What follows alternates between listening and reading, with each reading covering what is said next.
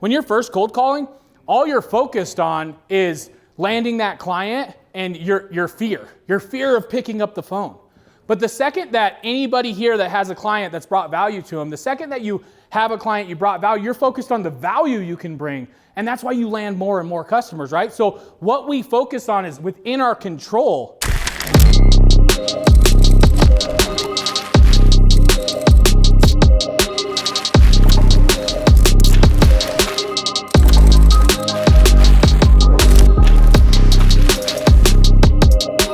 Today, I want to talk to you about the 3 decisions that everyone is making at every moment of your life.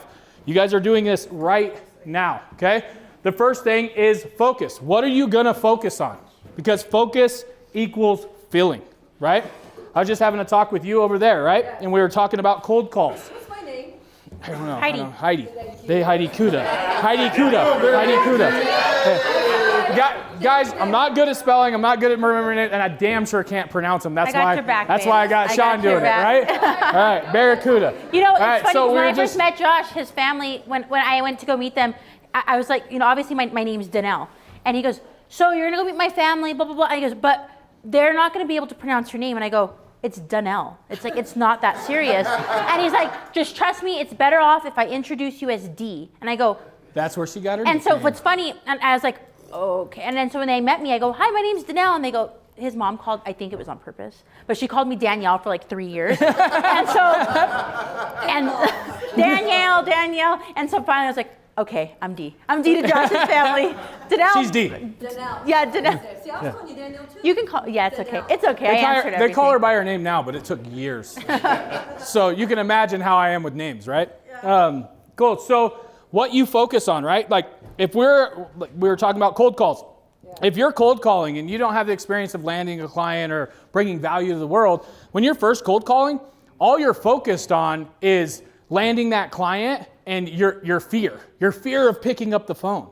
But the second that anybody here that has a client that's brought value to them, the second that you have a client, you brought value, you're focused on the value you can bring. And that's why you land more and more customers, right? So what we focus on is within our control, and it's super important because it brings feeling. It brings feeling to you, right? And so that's something you can control. So anytime throughout the day, check your focus. What are you focused on? I see a lot in the world right now. The economy's dying, but things are happening, right? All of that shit. And you can be that person that buys into that, and that's your focus. Or you could be the person like fucking Warren Buffett that looks at the opportunity that there is there. Business owners are fearful right now. They need leads. I need to help them, right? So your focus does matter. It matters a lot, and it's powerful, right? The next thing I want to talk to you guys about is your meaning. And Danelle, you can talk about this because you're really good with meaning. Yeah, no, I mean, so when we were talking about why focus is so important, because it invokes a what in all of us. We're human, we're not robots, right? We can see that with AI, even with that new AI system, right? Yes, it can produce a certain amount of content, amount of quality up to a certain extent. Because us as human beings, we have an essence, we have a soul, there's things to us that just cannot be replaced by anything else. So we always say focus brings feeling because we are humans, we feel things. When we put our hand on a fireplace, we get burnt. When we stand outside for too long, it's too cold, right? And so it's like what we focus on creates a feeling, but those feelings can also have meaning. To my story yesterday about when my mom passed away, right? When I got that phone call from my sister and hey, mom passed, mom's dead. That's exactly what she said. Mom's dead, she was in a car accident. And in that moment, I had a feeling of shock, anxiety, grief. My chest went in tight. I became really clammy, and everything started moving in ultra slow motion. Like I can tell you everything from the stain on my friend's shirt to the when I looked outside how it was raining in Tampa, Florida, on the 11th floor. And in that moment, I felt all of those things. However, the shift that I made in that moment, I was conscious and aware that this path that I was getting ready to invoke on was a life-changing path. It was either I was gonna go 15 degrees in this direction for years, or 15 degrees in this direction for years. And that matters. Like, you know, they say like, you don't get fit over working out one time. You get fit by going to the gym constantly, every single day. And it was in that moment where I took that 15-degree shift consciously. And so I decided to put the meaning that my mom's passing, that her going into heaven was not going to be in vain. In fact, it was the opposite. It was the opposite for me.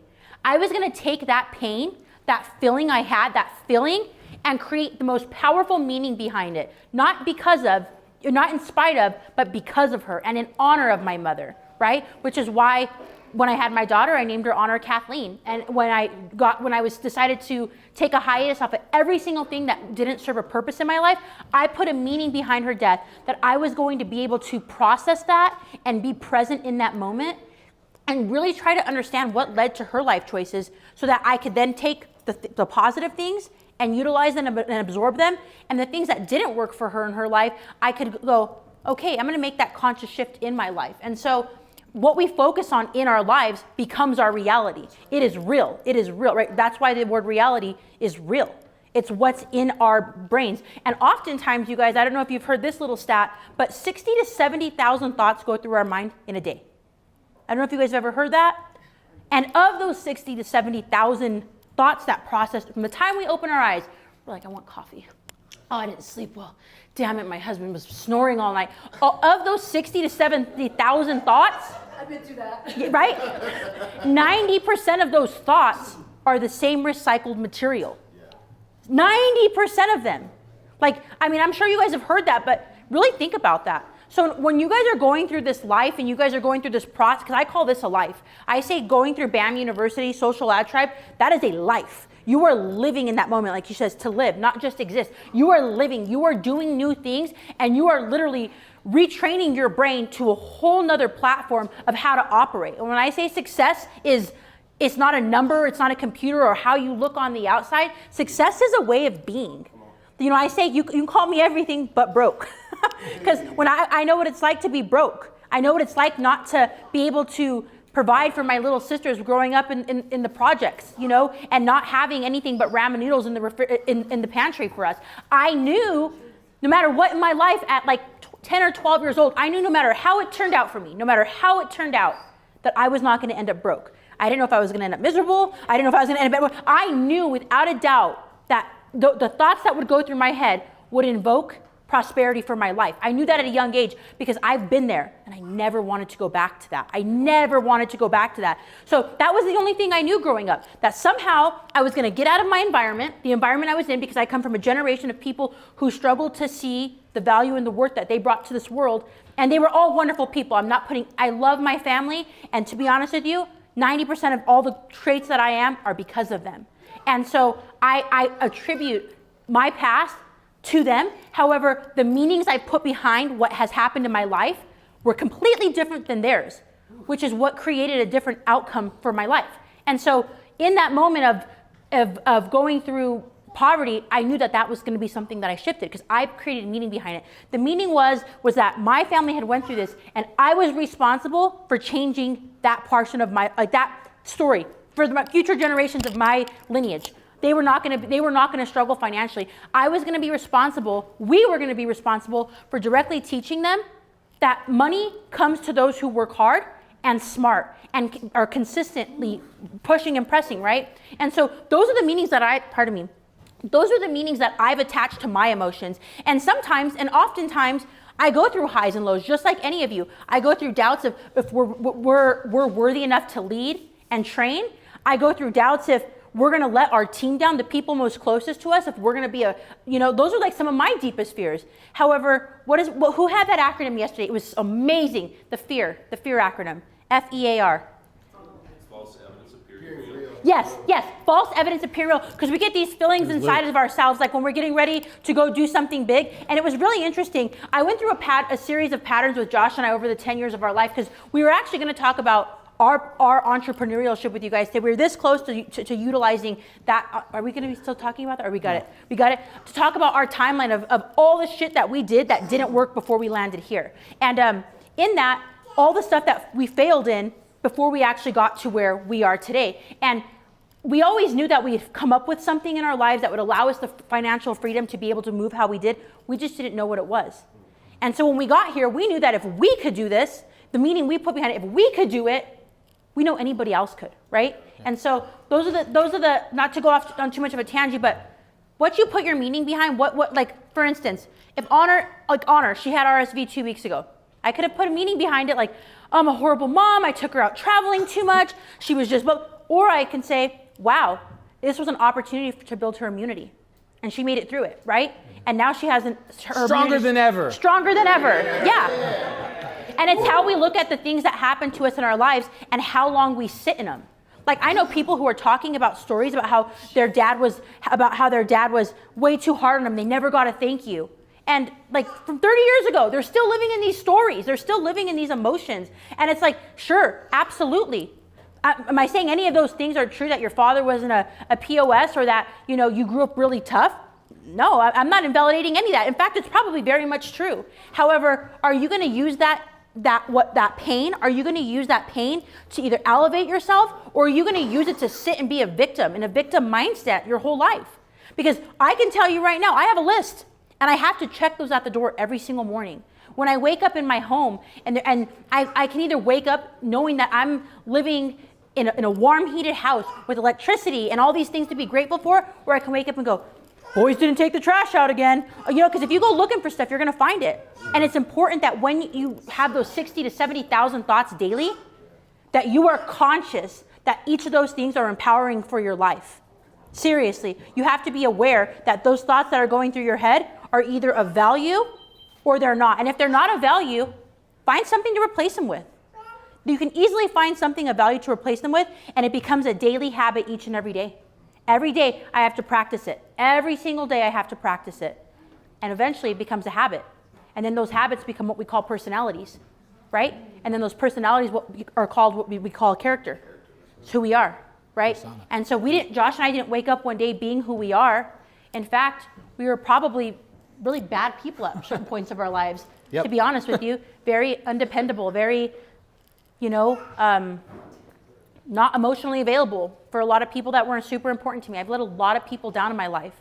And I've used that fuel. I've used what I've learned and the things that I've practiced to become a better person each and every day. And you guys, this life goes by fast. So if this isn't what you want to do, whatever. Take the information you have today and use it to become a better person. The time that you spent here with us, if this isn't what you want to do, if you want to go open up a real estate fortress, or if you guys want to go and, become the best architect in the United States, take this information, because no matter where you go or what you do, you're going to carry you around. So make sure that you can walk with your head up high and you can look yourself in the mirror every day. To that, and I'll end with the meaning and emotion, to that, you guys know I have my little baby and she's on my hip. My sister calls her my koala because she's always on me. Sorry. She's my little koala. And I was looking in the mirror the other day, and being a mother, being a woman, your body shifts and you go through a lot of different changes. And since having her in this year of nursing, I've gained a little bit of weight. And I caught myself looking in the mirror. I was holding her. I was looking in the mirror and I was like, oh my God. And I seen her looking in worry, because she's never really seen my face like that, or maybe I have never noticed it because we were sitting in a mirror. And she looks at me very concerned because I'm looking at myself in, somewhat of, that's not the word. Like, I was looking at myself like hard. I was being hard on myself, and she saw, and in that moment, I had to stop and I had to smile and look in the mirror and go, Mommy's so pretty. Mommy's so pretty. Honey, Mommy's so pretty. Because our energy spreads. All we are, these bodies are vessels. But the truth of the matter is, energy spreads. When you walk up to someone and you look in their eyes, you can sniff sincerity. Or you can sniff insincerity, right? Us as humans, we are so powerful, and these bodies just move us. But ultimately, energy is contagious. So with the meaning and emotion, I don't even know, I'm so off track, right? But with meaning and emotion, it's just very important that you filter what thoughts go through your head each and every day. Because you guys, this is the most valuable. This is when these two things work together, your mind and your heart, and they work in sync, you become unstoppable in your own regard. And you know what, you guys may look at Josh and I and go, oh, I want to do this, I want to do that. But you guys, there's clients that each and every one of you are working with, and this is one of the biggest things that he's taught me in our industry, is that there is enough douchebaggy marketers out there. right? There is so many of them out there, it's ridiculous. What we are teaching you guys is it's such a well-kept secret. Yes, you know, a couple thousand people in the United States know it. I'm gonna tell you right now, you guys are 99% further than any I have a marketing degree. I have a bachelor's in business with a major in marketing. None of it was relevant to today's, to what's important to business owners today. I am telling you that. I spent 5 years of my life going and achieving that degree.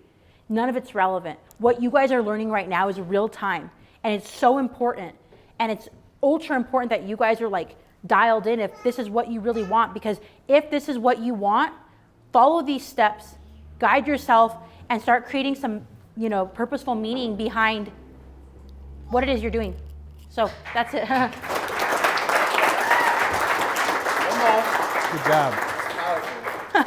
So I believe that we are in control of what we focus on, and I believe that we're in control of what we make that mean to us. Yep. How many of you believe that you are the creator of your destiny, that you create what you get?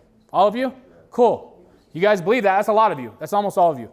How many of you woke up this morning creating? How many of you actually woke up and set a plan and actually drew it out and knew what you were going to accomplish today? And if not, why not? Why? When you are creating everything around you and you're focused on it and you're putting meaning behind it, why didn't you wake up and know what you were going to do? Because you are powerful. You are the creator of your destiny. But a lot of us just need to do more, right? So what are you going to do? That is the third one, okay? So what we're going to do is we're going to walk around the room. We're going to pass around the mic. And you're going to tell us what you're going to focus on, what's it going to mean to you, and what you're going to do about it.